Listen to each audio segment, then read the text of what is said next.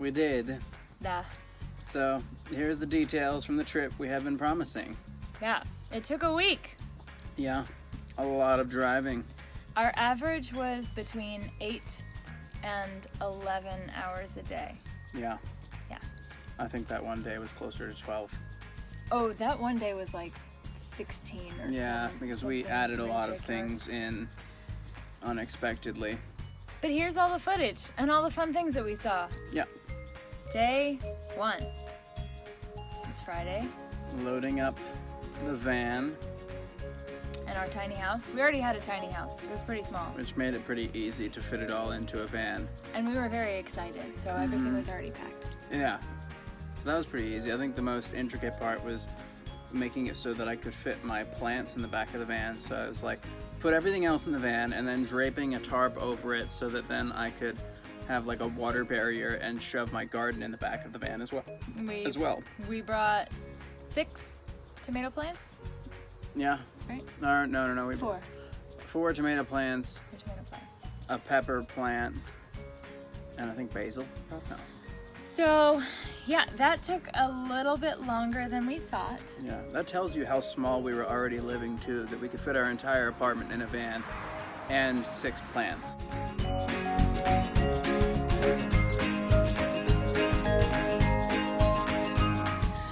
We did it! We're doing it! Oh man. We have plants in the back. Cross your fingers that they make it, please. Whew. By the way, it's like 100 degrees. It's so hot. It's so hot. All right, here we go. All right. Pause. Pause for smoothing. Protein power up. There's gonna be like one spot. NutriBullet, sponsor us. There's gonna be one spot in every video where I'm just gonna include you saying pause for and then something. Yeah. Packed the van. The vegetables are in the plan. We gotta make a couple stops first. We gotta stop at the post office, pick up our mail. Yep. We gotta stop at get gas. And then we had to stop At Donut Hut. So we had to make one last very crucial stop at Donut Hut. And guys, they're in Burbank, they're on Magnolia, and they're open Yep. 24 hours a day. It's literally a little hut Yep. with a donut. Shout You out can't miss it. Donut Hut. Check Yeah. them out. And they're always nice. Like, I don't think I've ever been there and bought a box of donuts where they didn't give me an extra donut for free. So we got that like giant donut. It's Size of like my face. Size of her face, which is great. And then he threw in an extra giant donut. So then we had donuts for the road. Yeah. So after Donut Hut, then we headed out, hit the road. First kind of, I'd say, recognizable part of the drive was going through the LA forest, which is just kind of like at least like an hour long of just like kind of going up and down and winding around, and it was really pretty. And people got really upset Yeah. with how slow we were driving our van, which we weren't driving our van that No. slow. We were driving the speed limit. They're very like hilly and windy roads, and like if it's your first time driving one of those giant caravans and your entire house is in the back, you're gonna be driving carefully. And I was still going the speed limit, but I guess other people must like live or work out there in the middle of the forest, which makes no sense because there's no houses out there. No, you're just But mean. people were just like piling up behind us, getting pissed. LA drivers. Yeah. Don't miss you. First stop was Vegas. Yes. That was what it was supposed to be. Nice. We were going to have dinner with a friend in Vegas. Didn't happen. We were leaving 3 hours late. Yeah. Thankfully, They canceled, which was obviously just better for us anyway, so hi Wes, someday I'll meet you. yeah. So because they canceled, we actually made up a little bit of time, stayed on the road, went straight through Vegas, and pulled into Utah. It was at night. Like 10. Yeah, when we like crossed the border. Yeah. So I have a very short video of seeing the Utah Yeah, sign. and it was kind of cool. It was like you could see the outline of like the cliffs and like we could see the stars really well. So we actually stopped that night and We pulled over in the pitch black. yeah, before we even got to our hotel, because I was driving and Hayden started to see these like, they're not mountains. I don't know how to describe them. They're like cliffs. I don't cliffs or boulders. You're like driving through canyons, basically. And even at night, it's gorgeous. Yeah. So it's 103 degrees out, even in the pitch pitch black, yeah. And there's no other cars on the road. And we pulled the van over and got out. And I wish we had gotten a video, but it was pitch black and you couldn't have seen anything anyway. But it's like a full moon and there's nothing but stars, and these rocks are so big that you feel dizzy. Yeah. It was pretty cool. And then we pulled into our hotel at like midnight. Yeah. In St. George, Utah. Day 2, Utah.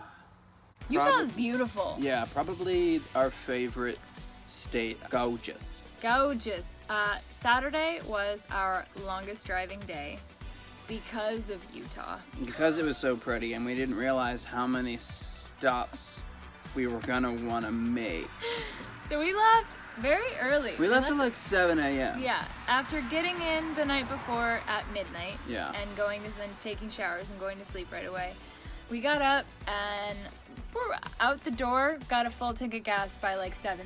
Yeah. And then the first stop was Zion National Park. Yeah.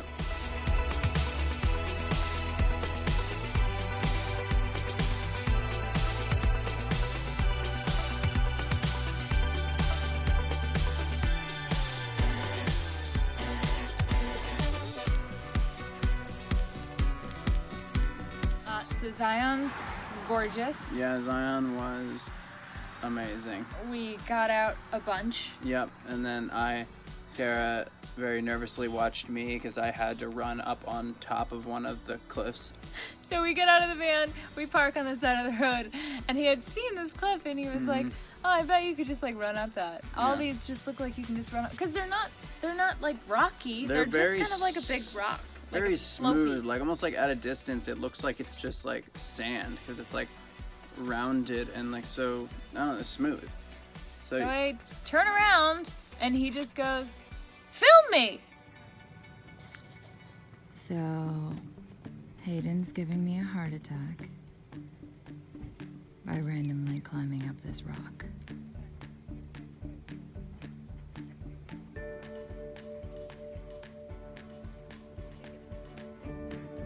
Yeah, I see, babe.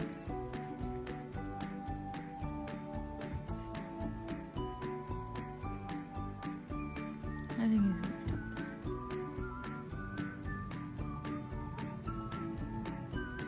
Please don't die.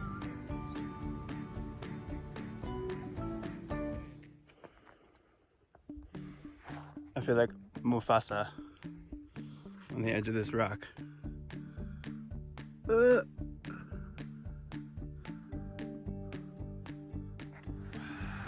So I just watched him run up, and then he hung out, and then he ran back down.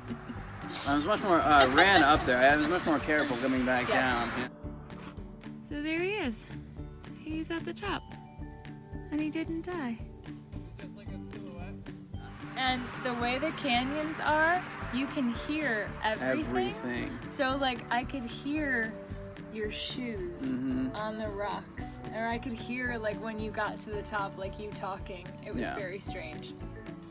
It was like I could be standing on the top of this cliff, like a quarter mile away from her, and be talking at this volume. I could hear You it. hear me crystal clear. It was weird. So Zion was beautiful. There's also there's a really well-known tunnel that you can go through. Your vehicle has to be a certain size, and if it's larger, like if it's like a recreational vehicle, you have to call them ahead of time because it is extremely narrow, and it's kind of like a box, and it's pitch Just black. like blasted out of the canyon. It's super cool. Pitch black, and I think about a mile long, right? There's lots of beautiful views there. So then, on our way out of Zion, we kept passing all these like interesting looking rock shops where they just had tons of like gemstones and stuff, because a lot of gemstones, like, they come from that area. And so we decided to stop at this one because we're also both already getting, tired, because we were going on like 4 hours of sleep, and we've just been running around this park in the sun. By now it's about 10:30. I think it was like almost noon. Oh really? It was almost. I think it was almost noon. Okay. I could be wrong. Probably somewhere, let's say 11. Compromising. Anyways, we stopped at this little rock shop, and like the rock shop was shaped like a rock.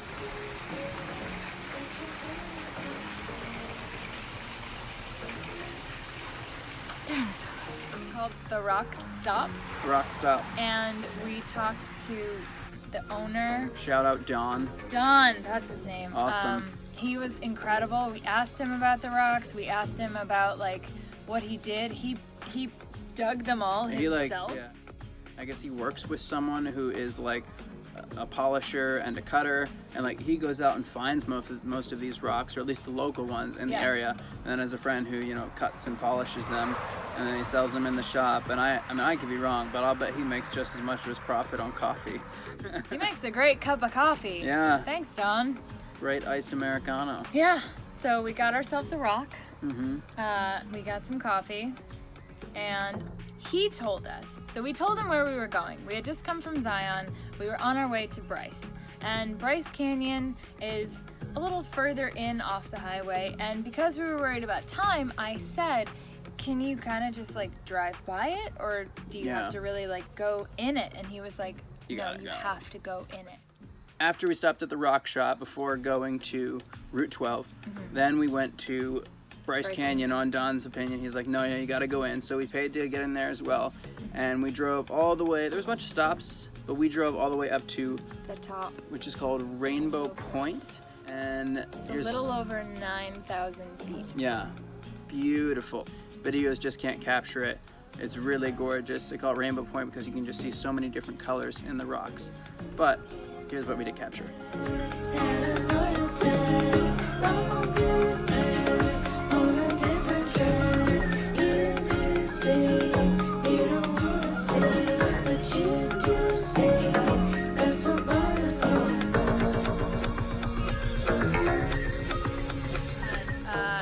So these parks, you do have to pay for. Yeah, you gotta pay to get in. Each one's, even if you're just driving through, each one's gonna be about $30 is what we figured out. Yeah. But by the second one, we saw a sign that said you could buy an annual membership to the national parks for only $75. And that's all national parks All in of the them. U.S.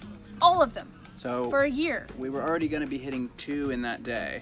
So I just bought it. So it just made sense. Yeah. So if you're gonna be going to a bunch of these, even if you're not camping, if you just want to be able to drive through and see the sights, I would definitely recommend getting it. Yeah, and if you've already hit like we had already gone to one in that day, but because we had our receipt from when we paid our admission, we gave them our receipt from Zion when we got to the next national park, and they deducted that and honored it.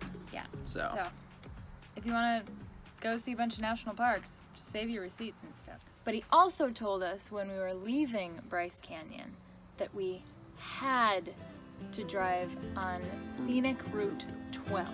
Because we told him we were going to Colorado Springs. And he said, don't just go back to the highway, Route 12. Route 12 is long. Is so long. Like,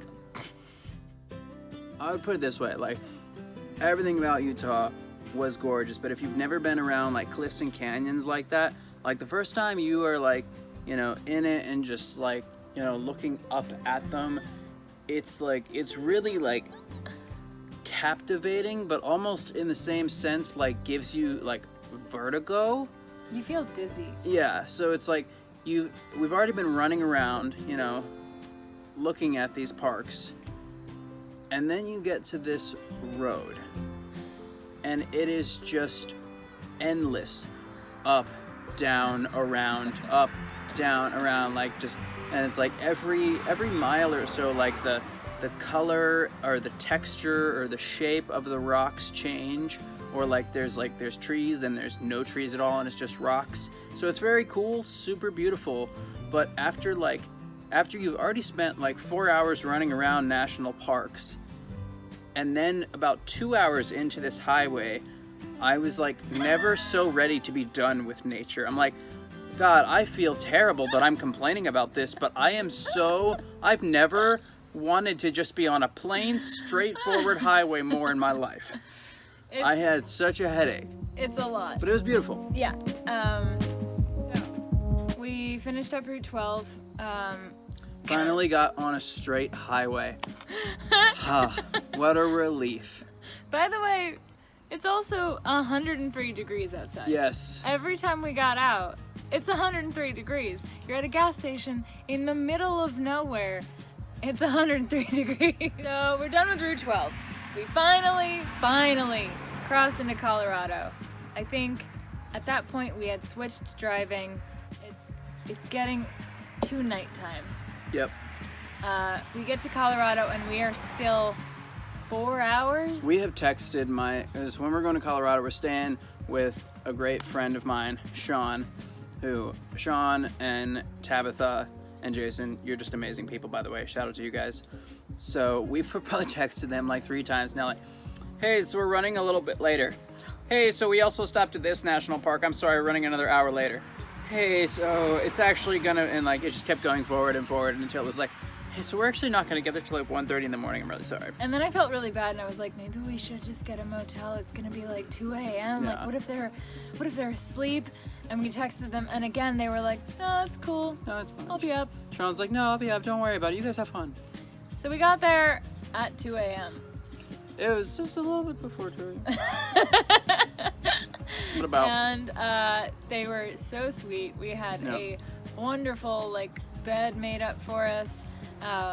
Amazing hosts. Amazing hosts. We got up the next morning, and because we had gotten there a little late, the original plan was to hike Pikes Peak, which is the tallest peak in the U.S. Yeah.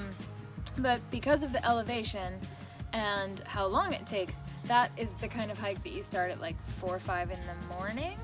And also because of how high up it is, you have to hike it before noon. Because I don't know if it was just the weather on that day. I think it's like the season. Or the season, but like literally, like depending on the season or the weather, you can't hike up there past noon because there's too high of a probability of being struck by lightning. Yeah, so instead, our amazing hosts made us breakfast and then took us to the Garden of the Gods, which we have videos of. Garden of the Gods.